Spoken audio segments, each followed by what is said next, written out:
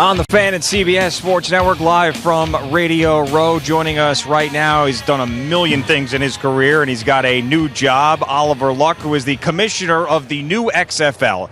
Oliver, welcome to the show. Thanks, Gio. So I have to say, whoever your marketing person is, you got to give that person a raise, because every day at the office I get new XFL stuff in the mail. I got an XFL toothbrush the other day that was sent to.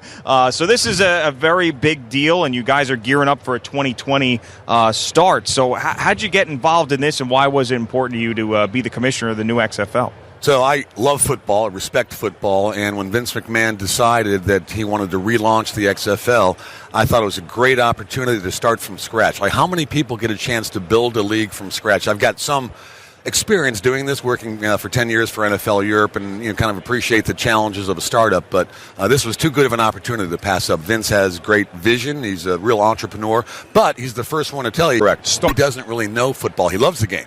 He knows how important it is to the fabric of American life, but he wanted experienced folks to kind of build the game and have credibility in the football space, which is obviously critical. So the XFL is going to start next year, 2020, right? correct. 2020. So we have the AAF, correct, starting next week. Actually, yes. After the Super Bowl, is going to have their first game is going to be on CBS. Where are all these players coming from? These are, Boomer, these are all these guys that are just a hair too small, too short, too scatterbrained to make an NFL roster. It's so hard. I don't think the average fan really appreciates how hard it is to make a 53-man roster. Think about all these great quarterbacks coming out of college.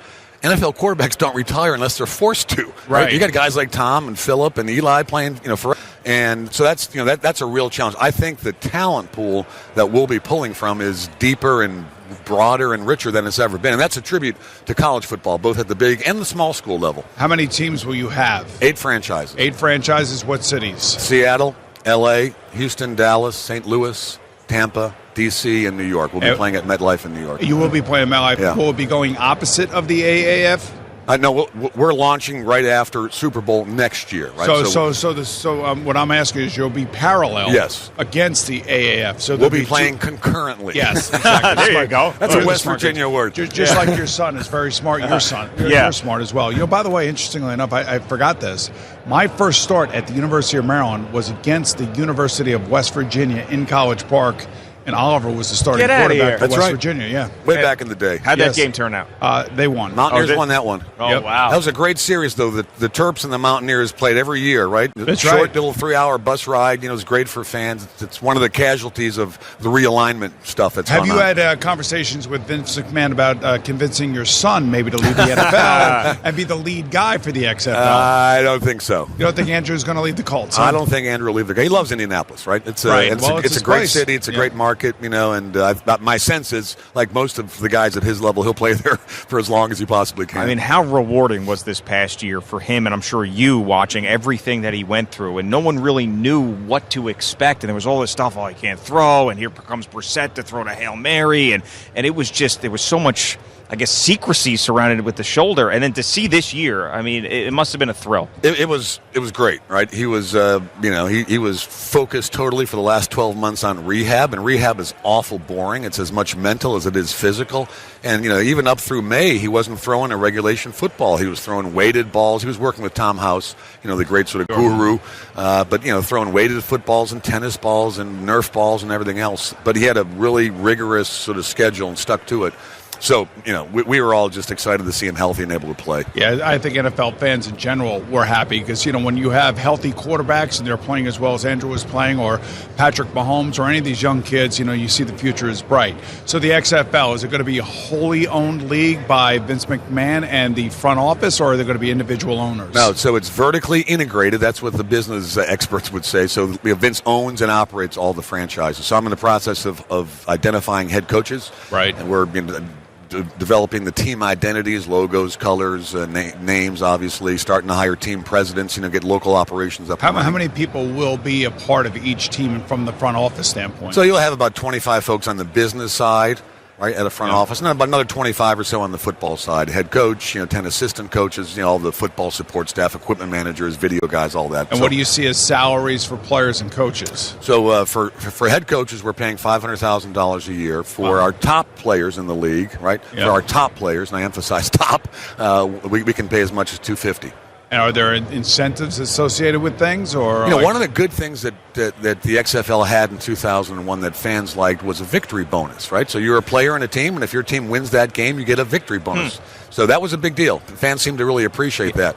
And all things being equal, right? Guys play for money. Yeah. Well, let's be honest about it. You talk about money, and I'm sorry, Gio. You talk about money. How big is the gambling aspect of all of this? And is that what's driving all these potential new leagues? Well, that's certainly a part of what's driving these new leagues. So I think it's not driving the NFL because the NFL's been around now for 100 years, but it's also going to be a big component of all the established sports leagues. We can innovate a lot easier because we're a startup, and I'm basically a one-man sort of decision-making tree, if you will. But gambling is very important. And I think the ultimate thing is going to be how can you make it simple for people to legally wager and do prop betting in football?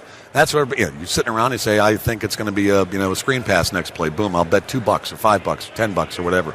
So that's a part of what we want to do as well. So we're talking to all the smart tech people and all the gambling people as sort of state by state this stuff rolls out. Vince has actually a small investment in DraftKings. Oh, and that's a pretty capable organization because they've been living in that virtual space forever as opposed to the traditional bricks and mortar sportsbook space. Talking to Oliver Luck, who's the commissioner of the new XFL, and you mentioned the victory bonus, and that's one of the things that worked back with the original one. How much did you study the original launch of the XFL and why it didn't last?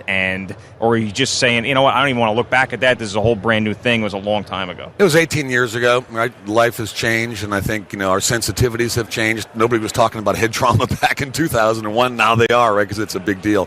So we didn't really spend too much time, but we did quickly say, and will say, we're not going to have that scramble, for example, right? Those two guys, instead of the coin toss, they run at it. I mean, some of that stuff just wouldn't be done today. We're going to get back to more traditional stuff. Yes. We're not going to have the he hate me on the back of the jerseys and stuff like that? I don't think so. Okay.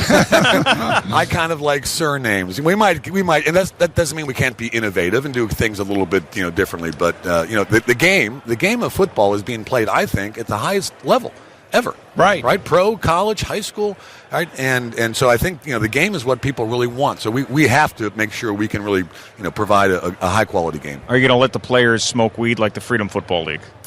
We will have drug testing for PEDs. Oh, I'm not directly answering your question, Gio. Right. I can see that. How about, I was just going to say, in terms of getting coaches and people signed up, are you any closer to doing that now, or have you had anybody of significance that you can throw out there to say, hey, he's going to be involved? No names yet, but and we're very close to sort of, we want, obviously, the season to get finished and all that, and but we're very close to naming our head coaches, and I think people will be pleasantly surprised by the quality of those guys. How's the name Ben McAdoo sound to you? Ben McAdoo? He could use a job. Well, you never know. You never know who's available. That's right. I will say the interesting thing about the AAF, they've had some problems. And any startup's going to have problems. Sure. Coaches are going to not, think that they're getting into one thing, find out they're getting into something else. They may leave, and I know they've had some defections, but they seem like they're on target. Now, they've all been working in San Antonio as a central place for their preseason. Same thing for you guys? So we'll do something similar. So my experience in NFL Europe, we brought all of our teams together for really about 3 or 4 weeks of joint training. It's the best way for a startup league to figure out, that team's a little bit light on D linemen. Right. Or that team's a little bit light on, a kicker or whatever. So because you can kind of compare yourself to your competition. So we'll do something very similar. Oliver, we appreciate you stopping by, and I expect more stuff in the mail. Just keep sending stuff. You need a comb or anything? Or yeah, it looks please. like you need a razor, Yeah. We'll send you an XFL razor. Boomer's clean shaven. I'm in. All right, thanks, guys. Appreciate it. Oliver Luck to see you. on the Fans.